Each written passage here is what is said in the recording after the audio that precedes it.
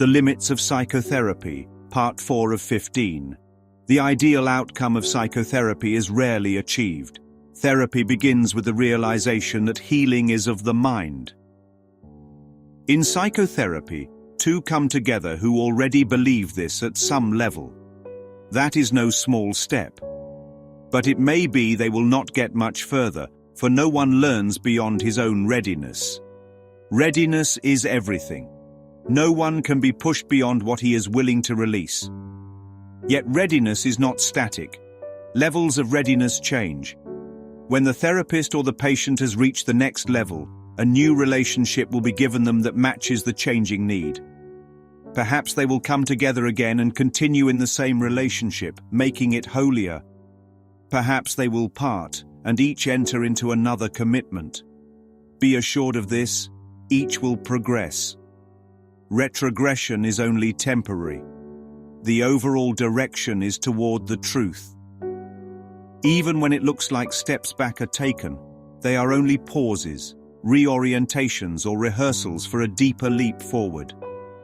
Once the mind has glimpsed healing, it cannot return to ignorance forever. Psychotherapy itself cannot be created.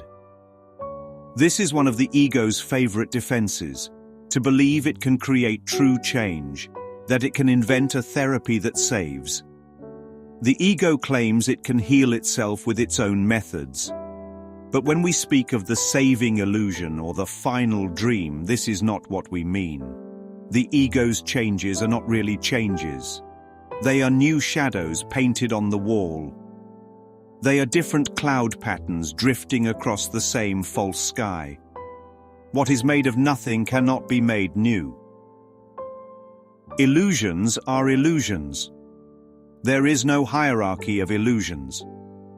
Truth is truth. Illusion is illusion. They do not mix. You cannot bring truth into illusion to make illusion true, but you can bring illusion to truth where it is quietly undone.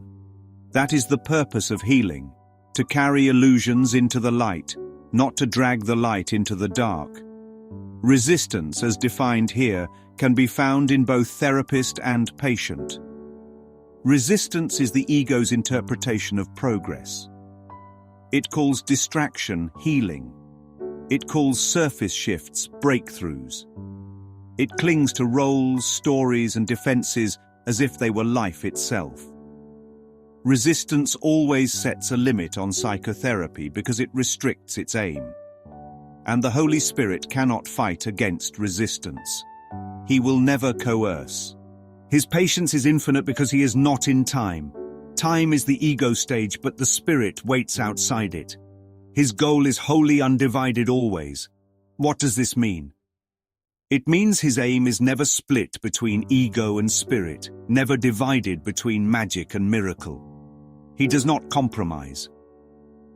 The patient and the therapist may wrestle with divergent goals, but these goals cannot be reconciled until they are joined with his. Only then is all conflict over. Only then is there certainty. Ideally, psychotherapy is a series of holy encounters. Holy encounters are meetings where brothers come together to bless one another. They do not come to fix each other, but to remember the peace of God together. Imagine two former enemies meeting and laying down their weapons at the same moment. Imagine a patient confessing a grievance and the therapist silently offering forgiveness instead of judgment.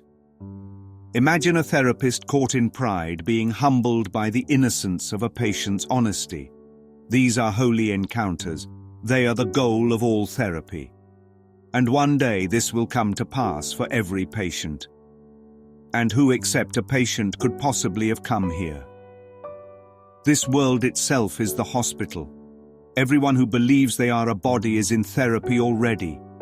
The therapist is simply a more specialized teacher of God. He learns by teaching. The more advanced he is, the more he teaches and the more he learns. Yet whatever stage he is in, there are patients who need him that way. Even in his own flaws and brokenness, he is useful. They cannot take more than he can give for now. But both will find sanity at last.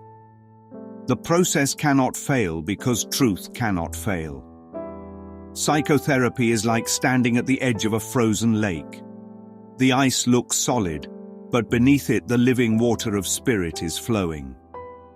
At first, the therapist and patient skate carefully across the surface, decorating the ice with patterns, carving symbols, trying to make the surface more beautiful. That is the ego's therapy, repainting the frozen surface. But cracks begin to form. Light seeps through. At moments they glimpse the water beneath. Resistance rushes in saying, "Patch the cracks, keep skating." Yet the spirit whispers, "The cracks are the healing. They are the openings back to the flow." Eventually, the surface can no longer hold. The ice shatters and both fall into the living water together. They discover they were never meant to skate on top. They were meant to swim in what was always underneath. And so we see the limits of psychotherapy. Its goal is not to stabilize illusions, but to let them crack and fall away. Its holy function is to bring illusion to truth and let it dissolve.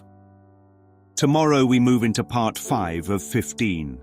The process of psychotherapy, the place of religion in psychotherapy. If today was about recognizing the limits, tomorrow we will see what happens when religion itself enters the healing dialogue.